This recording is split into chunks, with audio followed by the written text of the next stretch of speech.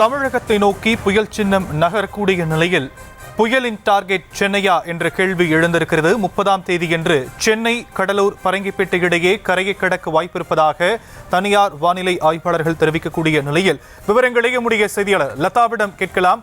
லதா, தற்போதைய நிலவரம் என்ன?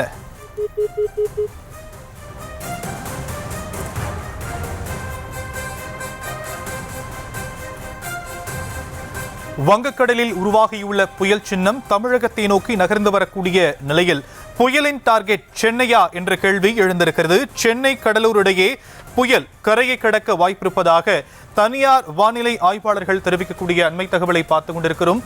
புயல் கரையை கடந்த பிறகு கொங்கு மண்டலங்களிலும் மழை கொட்டும் எனவும் தெரிவிக்கப்பட்டிருக்கக்கூடிய ஒரு அண்மை செய்தியை பார்த்துக் கொண்டிருக்கிறோம். 30ஆம் தேதியன்று சென்னை, கடலூர் இடையே கரையை கடக்க வாய்ப்பிருப்பதாக தகவல் வெளியாகி இருக்கக்கூடிய நிலையில் 30ஆம் தேதியன்று சென்னையில் மிக கனமழை தொடங்கி அதி கனமழை பெய்ய வாய்ப்பிருப்பதாக தனியார் வானிலை ஆய்வாளர்கள் கருத்து தெரிவித்திருக்கக்கூடிய அண்மை தகவலை பார்த்துக் கொண்டிருக்கிறோம். வங்கக்கடலில் உருவாகி இருக்கக்கூடிய புயல் சின்னம் தமிழகத்தை நெருங்கி வரக்கூடிய ஒரு சூழலில்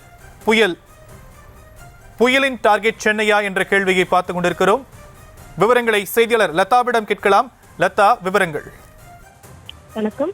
வங்கக்கடலில் ஆழ்ந்த காற்றழுத்த தாழ்வு மண்டலமானது நிலவி வரக்கூடிய நிலையில இன்றைய தினம் புயலாக அது வலுப்பெறும் என்று வானிலை ஆய்வு மையம் தெரிவித்திருக்கிறது. அந்த வகையில அந்த புயலானது புயலாகவோ அல்லது வலுவிழந்து காற்றழுத்த தாழ்வு மண்டலமாகவோ தமிழகத்தை நோக்கி நகரக்கூடும் என்றும் அது 30ஆம் தேதி அன்று கடலூர் மாவட்டம் பரங்கிப்பேட்டையிலிருந்து சென்னை இடையே கடக்குவதற்கான வாய்ப்பு இருப்பதாகவும் தனியார் வானிலை ஆர்வலர் ஜான் பிரதீப் அந்த பதிவு மூலம் தெரிவித்திருக்கிறார்.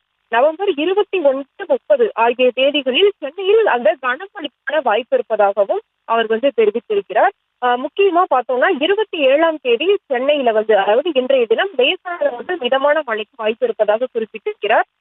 ஏற்கனவே பார்த்தோம்னா இன்றைய தினமும் நாளைய தினமும் சென்னைக்கு சென்னை வானிலை ஆய்வு மையம் விடுத்திருந்தது. ஆனால் பிரதீப் ஜான் சென்னையில் இன்றைய தினம் மழை பொழிவு என்பது குறைந்த அளவிலேயே இருக்கும் என்று தெரிவித்திருந்தார். அந்த வகையில 27ஆம் தேதியான இன்று சென்னையில் லேசானது முதல் மிதமான மழைக்கு வாய்ப்பு இருப்பதாக அவர் அந்த பதிவுல தெரிவித்திருக்கிறார். மேலும் 28ஆம் தேதியும் கூட சென்னையில் மிதமான மழை இருப்பதாக தெரிவித்திருக்கிறார். 29ஆம் தேதி அதாவது அந்த புயலானது தமிழகத்தை நோக்கி நகர்ந்து வரக்கூடிய அந்த சூழல்ல சென்னையில கனமழைக்கான வாய்ப்பு இருப்பதாகவும் 30ஆம் தேதி சென்னையில் மிக கனமழை முதல் அதி கனமழைக்கான வாய்ப்பு இருப்பதாகவும் அவர் அந்த எக்ஸ் வலைதள பதிவில் தெரிவித்திருக்கிறார். மேலும்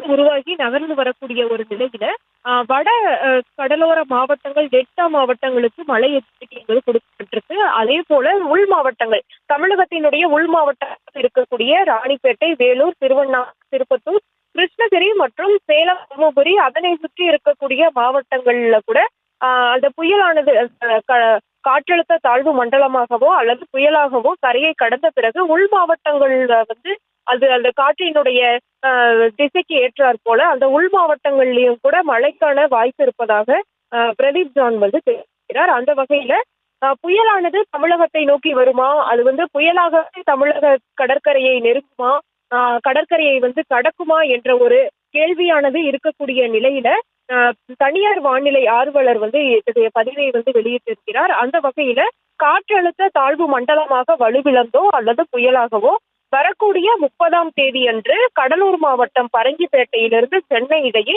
கரையை கடப்பதற்கான வாய்ப்பு இருப்பதாகவும் அன்றைய தினம் சென்னையில் மிக கனமழை முதல் அதி கனமழைக்கான வாய்ப்பு இருப்பதாகவும் தெரிவித்திருக்கிறார்.